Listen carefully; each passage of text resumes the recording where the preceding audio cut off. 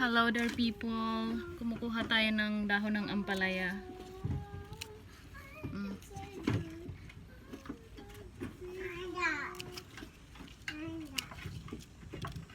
Dahon ng ampalaya.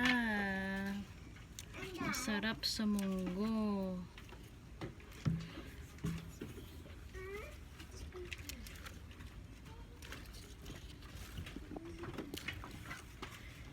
Dalawang ano lang yung ampalaya natin.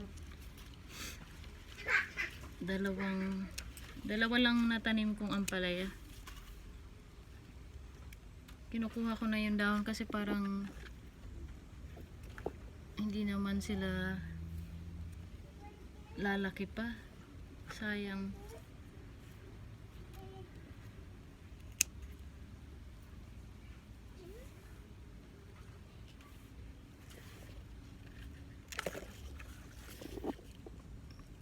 Kahit hindi sila nagbunga, at least makukuha mo yung dahon. See? Ang dami oh. Dami na rin ito. Harvest natin. Look at that.